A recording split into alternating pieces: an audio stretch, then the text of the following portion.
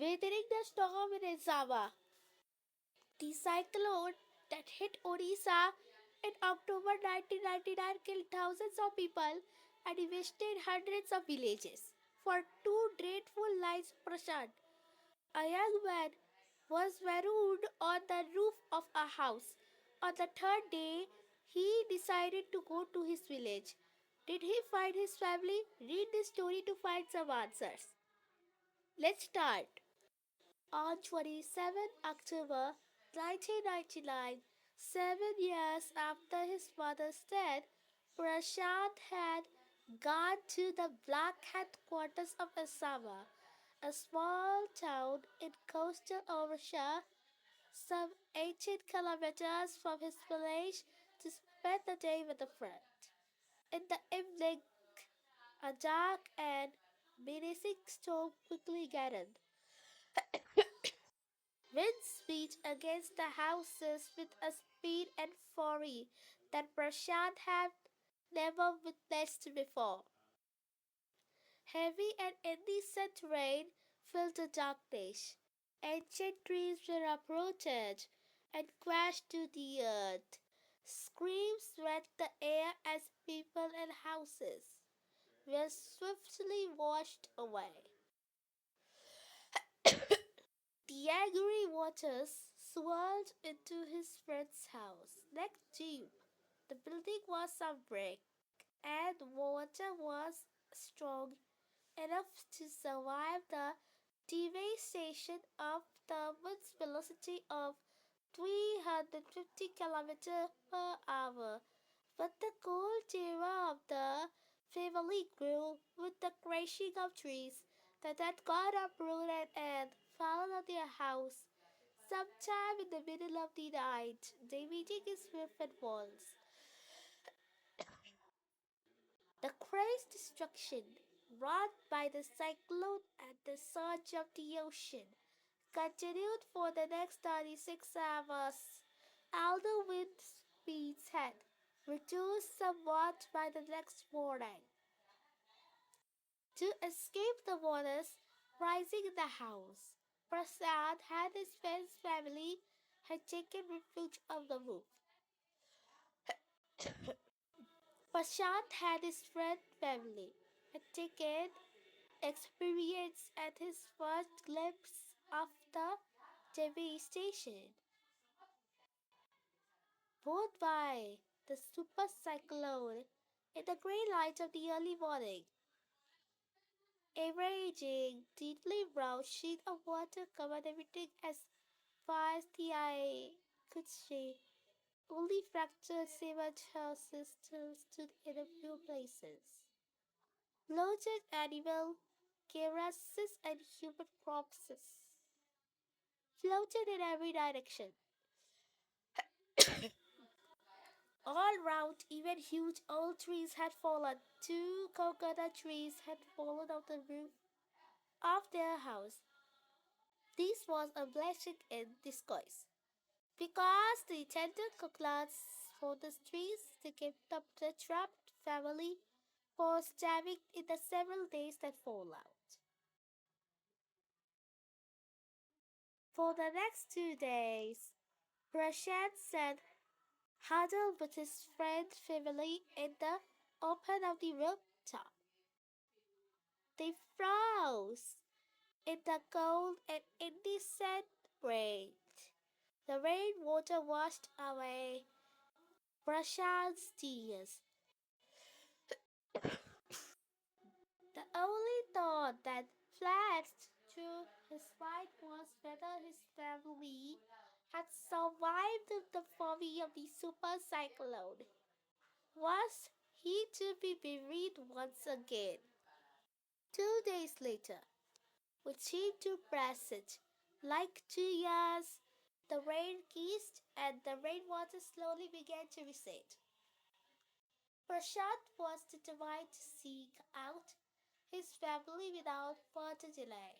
But this situation was still dangerous, and his French family pleaded with Prashant to stay back a little while longer. But Prashant knew he had to go. He equipped himself with a long sturdy stick and then started on his 18-kilometer expedition back to his village through the swollen flowing waters. It was a journey he would never forget. He constantly had to use the stick to locate the road, to determine where the water was most shallow. At places, it was waist deep and progress was slow. At several points, he lost the road and had to swim. After some distance, he was relieved to find two friends of his uncle who were also returning to their villages. They decided to move ahead together. As they waded through the waters, the scenes they witnessed grew more and more macabre. They had to push away many human bodies, men, women, and children, and carousels of dogs, goats, and cattle that the current swept against them as they moved ahead. In every village that they passed, they could barely see a house stand. Prashant now wept out loud and long. He was so dead, his family could not survive his catastrophe. Eventually, Prashant reached his village Kalikura. His heart went cold. Where the home once stood, there were only remnants of this work. Some of their belongings were caught, mangled and twisted in the branches of trees just visible above the chalk waters. Young Prashant decided to go to the Red Cross shelter to look for his family. Among the first people he saw in the crowd was his paternal grandmother. Weak with hunger, she rushed to him, her hands outstretched, her eyes beaming. It was a miracle. They had long given up. For then, quickly was spread, and his extended family gathered around him and hugged them tight in belief. Russian accidentally stand here badly, matters grew. His mother's sister, his uncles and aunts, they all seemed to be there. By the next morning, as he took in the desperate situation in the shelter, he decided to get a grip over himself. He sensed a deadly grief sitting upon the 2,500 strong grown in the shelter. 86 lives were lost in the village. All the 96 houses had been washed away. It was their fourth day at the shelter. So far, they have survived on green coconuts, but there were too few to go around such a tall bunch of people. Prashant, all 19 years, decided to step as a leader of a village, if no one else did. He organized a group of youths and elders to jointly pressurize the merchant once again to help with his wife.